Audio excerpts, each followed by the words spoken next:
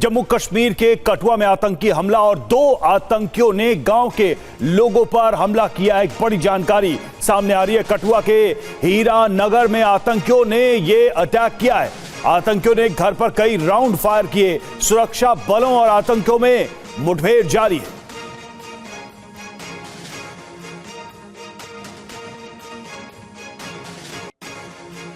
और बड़ी खबर है, सुरक्षा बलों की कार्रवाई में एक आतंकी ढेर। कठुआ में दूसरे आतंकी की खोज जारी है। सुरक्षा बलों ने पूरे इलाके को घेर लिया है। तो देखिए, सुरक्षा बलों ने पूरे इलाके को कॉर्डन ऑफ कर लिया है। और जैसा कि आप तस्वीरें भी देख सकते हैं कि कठुआ जम्मू कश्मीर में अभी भी सुरक्षा बल जो है वो चप्पे चप्पे पर अपनी निगाहें बनाए हुए हैं। कठुआ से टीवी 9 संवाददाता अंकित भट्ट की कुछ देर पहले की आपको रिपोर्ट दिखाते हैं।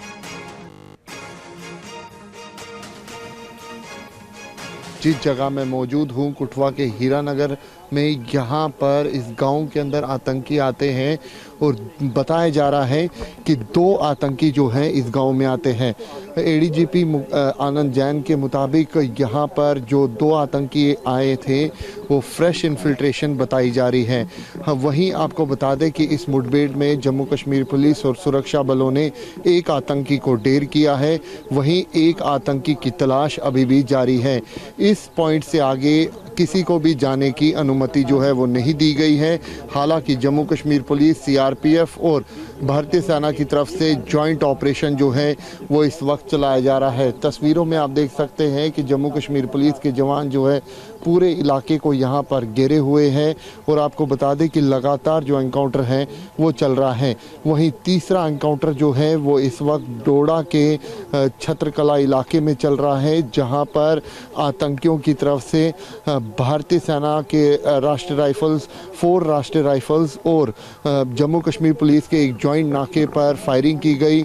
वहाँ पर भी लगातार जो एनकाउंटर है वो चल रहा है। सुरक्षा बलों की तरफ से पूरे इलाके को वहाँ पर घेरा हुआ है।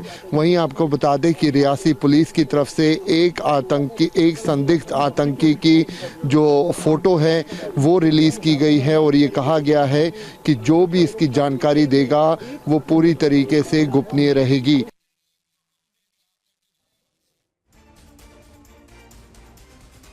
और इसी खबर पर ज्यादा जानकारी के साथ हमारे सहयोगी अंकित भट्ट हमारे साथ जुड़ गए, उनसे बात करते हैं। अंकित, फिलहाल वहां से क्या जानकारी मिल रही है? ताजा हालात क्या हैं? ऑफिशियली क्या इंफॉर्मेशन है? देखिए, पिछले 3 दिन से 3 बड़ी वारदातें जो है वो जम्मू संभाग में हुई है। पहली वारदात रियासी में हुई, उसके बाद कल बीती रात आतंकियों की तरफ से इस गांव में आतंकी जो है वो आते हैं। उसके बाद जो स्थानीय लोग हैं उनसे खाने और पीने की सामान मांगते हैं। हालांकि गांव वालों की तरफ से बिल्कुल मना कर दिया जाता है और उसके बाद आतंकियों की जो जानकारी है वो गांव वालों की तरफ से पुलिस को दी जाती है। वहीं पुलिस की तरफ से, सुरक्षा बलों की तरफ से इस पूरे इलाके को घेर लिया जाता है। आतंकियों और सुरक्षा बलों के बीच मुठभेड़ होती है। एक आतंकी को सुरक्षा बल जो है ढेर करते हैं।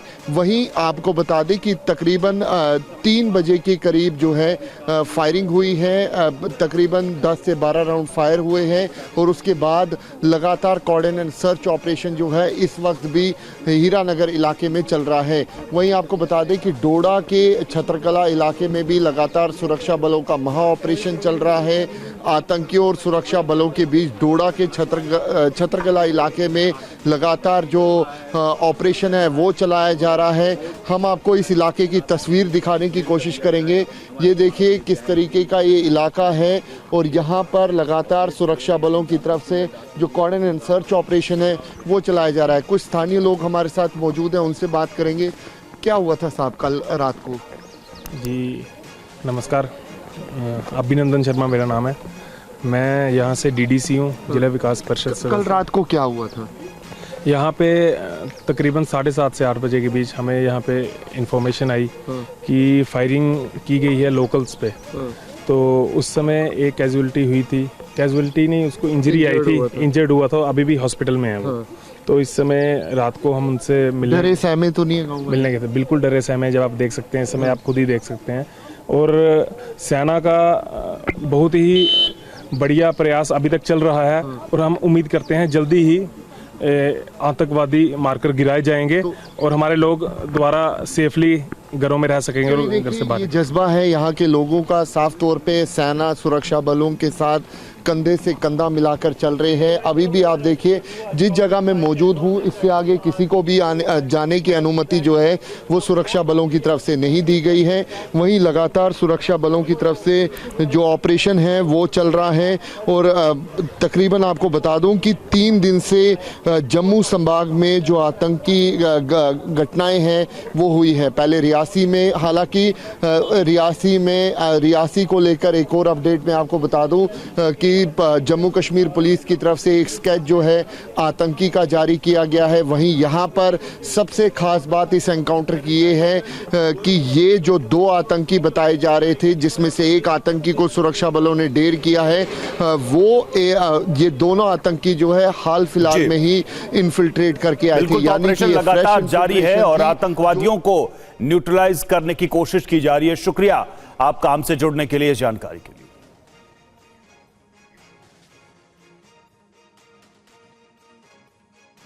डोडा के चत्तरगला इलाके में सुरक्षा बलों और आतंकवादियों के बीच मुठभेड़ जारी है। दोनों तरफ से गोलाबारी हो रही है। पुलिस के मुताबिक आतंकियों ने चत्तरगला में पुलिस के जॉइंट नाका और 4 आरआर आर्मी पर फायरिंग की, जिसके जवाब में सुरक्षा बलों ने मोर्चा संभाल लिया है। छतरगला में एक्सचेंज ऑफ फायर हुआ है। वहाँ पर 4 आरआर और जो हमारा पुलिस का जॉइंट नाका है उस पर फायर हुआ है और अभी एक्सचेंज ऑफ फायर चल रहा है। सर, कहा जा रहा है कि ग्रेनेड्स का हमला भी हुआ है सिविलियंस पर। इसके अभी ये ऑपरेशनल डिटेल्स है सारी। रियासी आतंकी हमले में शामिल एक आतंकी का स्केच जारी किया गया है। उसके बारे में सूचना देने वाले को 20 लाख रुपए के इनाम का ऐलान भी किया गया है। रिपोर्ट आपको दिखाते हैं। जम्मू कश्मीर पुलिस ने रियासी में श्रद्धालु से भरी यात्री बस पर हमले में शामिल एक आतंकी का स्केच जारी किया है। ये स्केच चश्मदीदों के बयान के आधार पर तैयार किया गया है। जानकारी देने के लिए प्रशासन की ओर से कई मोबाइल नंबर भी जारी किए गए। पुलिस ने आतंकी के बारे में जानकारी देने वाले को 20 लाख रुपए का इनाम देने का भी ऐलान किया है। आतंकी को पकड़ने के लिए सुरक्षा कर्मियों की 11 टीमें लगातार दबिश दे रही हैं। 9 जून को यात्रियों से भरी बस पर हुए आतंकी हमले में 9 लोगों की जान गई थी, जबकि 40 से ज्यादा लोग घायल हुए थे। और जम्मू कश्मीर के रियासी में 9 जून को तीर्थ यात्रियों पर हुए हमले के विरोध में बजरंग दल आज देश भर में विरोध प्रदर्शन करेगा। विश्व हिंदू परिषद की ओर से कहा गया है कि 9 जून को रियासी में तीर्थ यात्रियों पर किया गया हमला पाकिस्तान समर्थित इस्लामी आतंकवादियों की कायरतापूर्ण हरकत थी। इसलिए बजरंग दल ने देश में इस्लामी आतंकवाद का पुतला जलाने और जिलाधिकारियों के जरिए राष्ट्रपति को ज्ञापन सौंपने का फैसला किया है। ज्ञापन के जरिए आतंकियों के खिलाफ सख्त कार्रवाई सुनिश्चित करने की अपील की जाएगी। विश्व हिंदू परिषद ने आतंकी हमले में मारे गए तीर्थ यात्रियों को श्रद्धांजलि दी और घटना में घायल लोगों के जल्द स्वस्थ होने की कामना की। चंद्रबाबू नायडू आज आंध्र प्रदेश के सीएम पद की शपथ लेंगे। बड़ी खबर है। वहीं पवन कल्याण समेत 25 मंत्री भी आज शपथ लेने वाले हैं। पीएम मोदी शपथ ग्रहण समारोह में शामिल होंगे।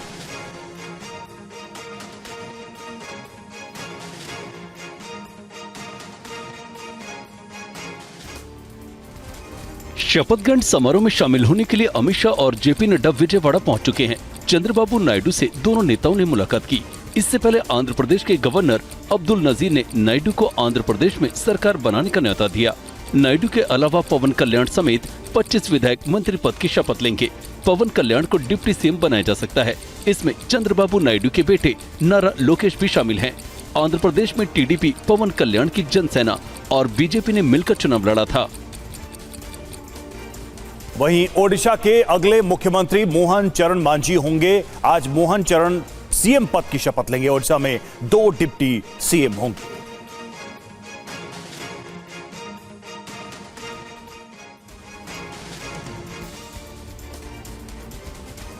ओडिशा बीजेपी विधायक दल की बैठक में केंद्रीय पर्यवेक्षकों की उपस्थिति में मोहन चरण मांझी को नेता चुन लिया गया। बैठक में केवी सिंह देव और प्रभाती परिदा को राज्य का उप मुख्यमंत्री बनाने का भी फैसला हुआ। मांझी को राज्यपाल रघुवर दास ने सरकार बनाने का न्योता दिया। मोहन चरण मांझी आदिवासी नेता हैं। उन्होंने क्योंझर विधानसभा क्षेत्र से बीजेडी की मीना मांझी को 11,577 मतों से हरा है। वो चौथी बार विधानसभा चुनाव जीते हैं। ओडिशा में पहली बार बीजेपी की सरकार बन रही है। ओडिशा के निर्वाचित मुख्यमंत्री मोहन चरण मांझी ने कहा है कि वो गरीब परिवार से आते हैं। बीजेपी ऐसी पार्टी है जो एक साधारण कार्यकर्ता को बड़ी जिम्मेदारी देती है।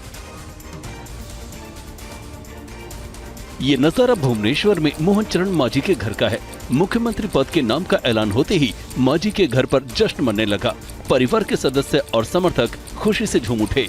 मांझी ने विधायक दल का नेता चुने जाने के बाद कहा, मैं इस जिम्मेदारी को पूरी निष्ठा के साथ निभाऊंगा।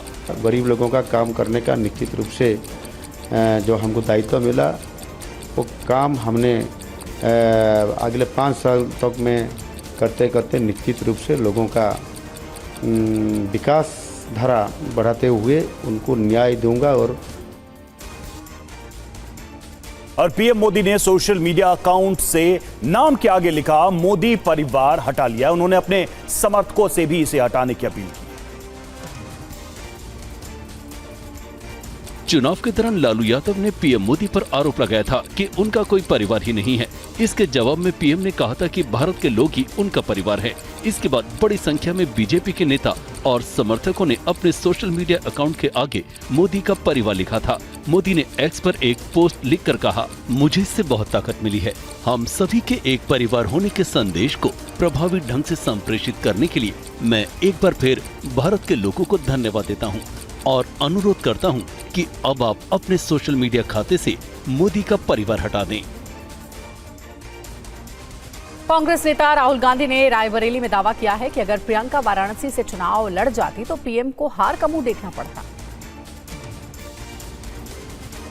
सिर्फ अयोध्या में नहीं, वाराणसी में जान बचा के निकले हैं प्रधानमंत्री। और मैं आपको कहता हूं और बहन से कह रहा हूं, अगर ये लड़ जाती वाराणसी में, अगर ये लड़ गई होती तो आज हिंदुस्तान के प्रधानमंत्री 2-3 लाख वोटों से वाराणसी का चुनाव हार जाते। और कांग्रेस नेता राहुल गांधी आज वायनाड के दौरे पर रहेंगे। वायनाड और रायबरेली से राहुल ने चुनाव लड़ा था और दोनों जगह से जीत हासिल की। साल 2019 में राहुल गांधी ने अमेठी और वायनाड से चुनाव लड़ा था, लेकिन अमेठी से चुनाव हार गए थे। इस बार उन्होंने वायनाड और रायबरेली से चुनाव लड़ा और दोनों जगह से जीते। अब राहुल को एक सीट छोड़नी होगी। चुनाव में जीत के बाद राहुल गांधी का वायनाड का ये पहला दौरा है। ऐसी अटकलें लगाई जा रही हैं कि राहुल गांधी वायनाड की सीट को छोड़कर रायबरेली से सांसद बने रहेंगे। रायबरेली गांधी परिवार की परंपरागत सीट है। सोनिया गांधी इस सीट से चुनाव लड़ती रही हैं। इस बार स्वास्थ्य कारणों से उन्होंने चुनाव नहीं लड़ा। और मुजफ्फरनगर सीट से चुनाव हारने पर के पूर्व केंद्रीय मंत्री संजीव बालियान के आरोप पर बीजेपी नेता संगीत सोम ने पलटवार किया है। उन्होंने कहा है कि मैंने पार्टी को नहीं हराया है। पश्चिमी यूपी के बीजेपी नेता संगीत सोम ने पूर्व केंद्रीय मंत्री संजीव बालियान के उन्हें चुनाव हराने के आरोप का जवाब देते हुए कहा है कि ये आरोप लगाना सरासर गलत है कि मैंने पार्टी को हराया और एसपी के उम्मीदवार को चुनाव लड़ाया है। बालियान जी को भी यही सलाह देना चाहता हूँ कि पार्टी के कार्यकर्ता के तरीके से आप अपनी बात रखिए, पार्टी फोरम पर रखिए। इसके अलावा संगीत सोम ने कहा कि वो संजीव बालियान को सलाह देते हैं कि अगर कोई बात है भीतर पार्टी के मंच पर रखें, न कि मीडिया के सामने आकर बयानबाजी करें। और सुप्रीम कोर्ट आज नीट विवाद को लेकर दायर याचिका पर सुनवाई करेगा। इससे पहले कल सुनवाई करते हुए कोर्ट ने एनटीए को नोटिस भेजकर जवाब मांगा है। नीट परीक्षा विवाद को लेकर दायर याचिका पर आज सुप्रीम कोर्ट सुनवाई करेगा। याचिका में नीट 2024 की परीक्षा प्रक्रिया और नतीजे की जांच के लिए सुप्रीम कोर्ट की निगरानी में एक कमेटी बनाने की मांग की गई है। इसके अलावा नीट परीक्षा आयोजित करने की प्रक्रिया में सुधार लाने और उसे आयोजित करने की प्रक्रिया को और मजबूत करने की मांग की गई है। इससे पहले मंगलवार को हुई सुनवाई में सुप्रीम कोर्ट ने एनटीए को नोटिस भेजा है। सुप्रीम कोर्ट में दाखिल इन याचिकाओं के जरिए पेपर लीक के आरोप लगाते हुए नए सिरे से नीट परीक्षा कराने की मांग की गई है। और वहीं राजस्थान के कोटा में नीट की तैयारी कर रहे छात्रों ने काउंसलिंग पर रोक नहीं लगाने के फैसले पर सवाल उठाए हैं और कहा है कि ये छात्रों के भविष्य से खिलवाड़ है। नीट परीक्षा की काउंसलिंग पर सुप्रीम कोर्ट के रोक लगाने से इनकार के फैसले पर छात्रों ने सवाल उठाए हैं। जब चीजें इतनी खुलेआम है कि घोटाले हुए थे, पटना हाई कोर्ट में दलीलें दी गई थी, पटना पुलिस ने 9 लोगों को पकड़ा था, बहुत सारे प्रूफ थे, सीधा ही रीनीट करवाना चाहिए था, इस पेपर कैंसिल करना चाहिए था, रिजल्ट रद्द करना चाहिए था, आगे की डेट का कोई मतलब ही नहीं था इसमें।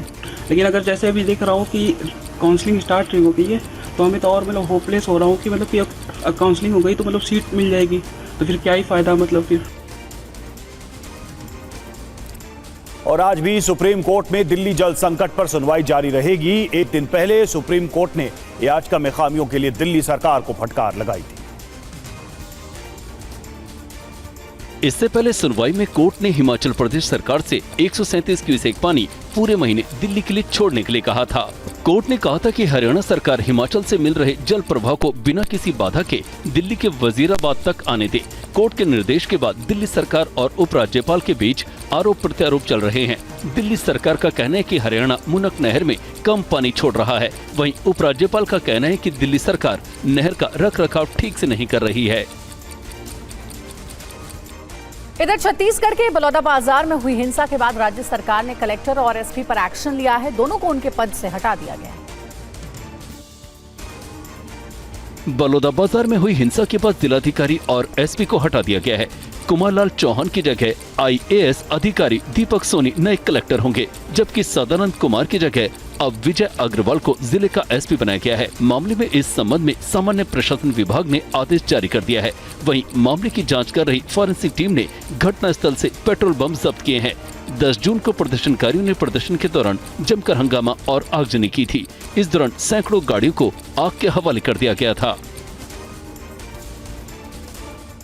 और हरियाणा के अंबाला में केमिकल फैक्ट्री में भीषण आग लग गई। आग लगने के कारणों का अब तक पता नहीं चला है।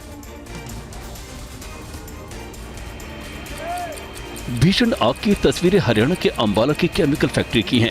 आग इतनी ज्यादा भीषण है कि आग की लपटों को काफी दूर से देखा जा सकता है। मंडोर इलाके की केमिकल फैक्ट्री में मंगलवार शाम करीब 7 बजे लगी आग के बाद केमिकल प्लांट से तेज लपटें निकलती दिखी। आग लगने की सूचना मिलने पर फायर ब्रिगेड की कई गाड़ियां मौके पर पहुंची और कई घंटों की मशक्कत के बाद आग पर काबू पाया। आग लगने की वजह का खुलासा नहीं हुआ है। पुलिस के मुताबिक आग पर काबू पाने के बाद मामले की जाँच की जाएगी।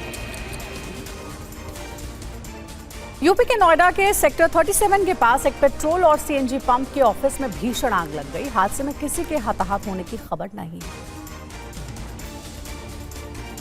नोएडा सेक्टर 37 के पेट्रोल पंप में लगी आग की लपटें काफी ऊंची उठती दिखी। अचानक आग लगने की वजह से इलाके में हड़कंप मच गया। आग में पेट्रोल पंप का वर्कशॉप जलकर खाक हो गया। सूचना पाकर फायर ब्रिगेड की 10 गाड़ियों ने करीब 2 घंटे में आग पर काबू पाया। हादसे में किसी के हताहत होने की खबर नहीं है। आग लगने के कारणों की जांच जारी है। काबू पा लिया गया है आग पर और पूरी तरह सब कुछ परिस्थितियां नियंत्रित हैं। जो और हमारी टीमें हैं वो लगी हुई हैं। आग का जो कारण है उसके बारे में हमारी टीम गहन विश्लेषण कर रही है। शीघ्र ही जो परिणाम आएगा अवगत कराया जाएगा।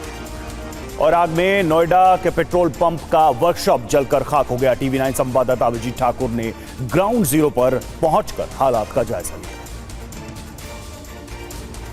नोएडा सेक्टर 37 के एक कार गराज में देर शाम भीषण आग लग गई, जिसके बाद पूरा का पूरा गराज जो है वो एक तरह से जल के खाक हो चुका है। आप तस्वीरें देख रहे हैं, ये कार का गराज हुआ करता था जहां पर गाड़ियों के मरम्मत का काम हुआ करता था। यहां पर भीषण आग लगी। 10 बजे के आसपास फायर डिपार्टमेंट को एक कॉल जाती है जिसमें आग की सूचना दी जाती है और आग इतनी भीषण थी कि पूरी की पूरी बिल्डिंग आप देख सकते हैं कि ये जल के खाक हो चुकी है। इसके ठीक बगल में पेट्रोल पंप है सेक्टर 37 का, इंडियन ऑयल का पेट्रोल पंप है। ये आग धीरे धीरे पेट्रोल पंप की तरफ भी फैल रही थी, लेकिन फायर डिपार्टमेंट ने समय रहते यहाँ पर आग पर काबू पा लिया। और राजधानी के जयपुर में विदेशी महिला को ठगने के आरोप में एक ज्वेलर पर केस दर्ज किया गया है। ज्वेलर पर 300 रुपए का नकली गहने विदेशी महिला को 6 करोड़ में बेचने का आरोप है।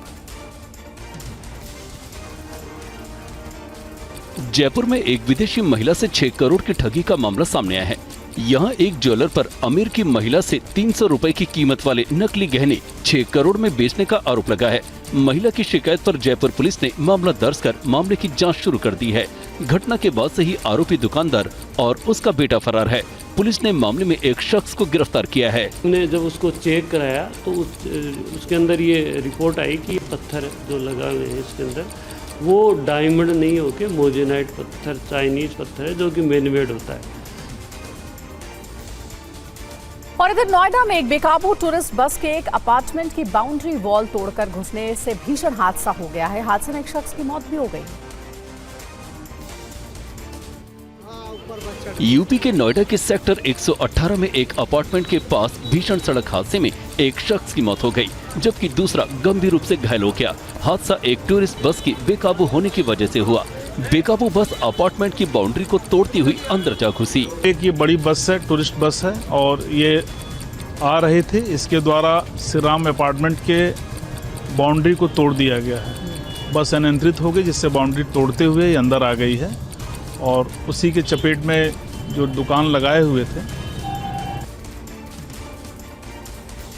और हिमाचल प्रदेश के कांगड़ा में टांडा मेडिकल कॉलेज में रैगिंग का मामला सामने आया है। 4 ट्रेनी डॉक्टर्स को निष्कासित कर दिया गया है। आरोप है कि ट्रेनी डॉक्टरों ने छात्रों को पहले गालियां दी, मारपीट की और कपड़े फाड़े। पूरे मामले की शिकायत नेशनल मेडिकल कमीशन से की गई। जांच के बाद मेडिकल कॉलेज के एंटी रैगिंग कमेटी ने 4 ट्रेनी डॉक्टर्स पर एक्शन लिया है। 2 ट्रेनी डॉक्टर्स पर 1-1 लाख रुपए जुर्माना और 1 साल के लिए कक्षाओं और हॉस्टल से निष्कासित कर दिया गया है, जबकि 2 अन्य पर 50-50 हजार जुर्माना और 6 माह के सस्पेंशन के आदेश दिए गए हैं। पुलिस में इस मामले की शिकायत नहीं की गई है। वहीं जम्मू कश्मीर में आज से हर साल होने वाली खीर भवानी यात्रा शुरू हो रही है। आज हजारों श्रद्धालु दर्शन के लिए पहुंच रहे हैं। कश्मीर में हर साल होने वाले खीर भवानी मेले के लिए इस बार 8,400 से ज्यादा श्रद्धालु आज रवाना होंगे। इनमें से ज्यादातर श्रद्धालु कश्मीरी पंडित समुदाय से हैं।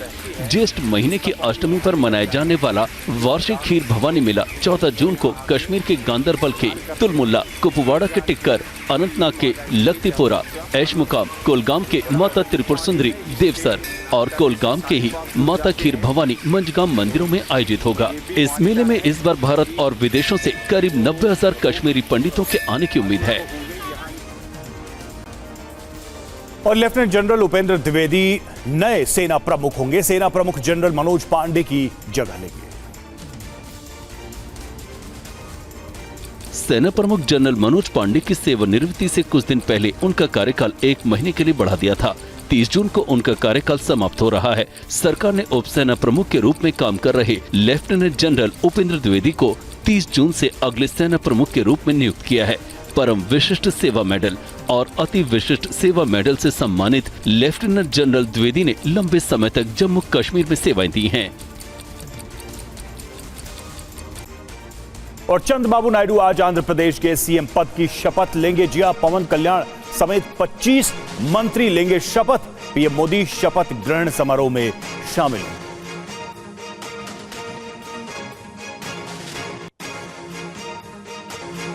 बड़ी खबर है, ओडिशा के अगले मुख्यमंत्री मोहन चरण मांझी होंगे। आज मोहन चरण सीएम पद की शपथ लेंगे। ओडिशा में 2 डिप्टी सीएम भी होंगे।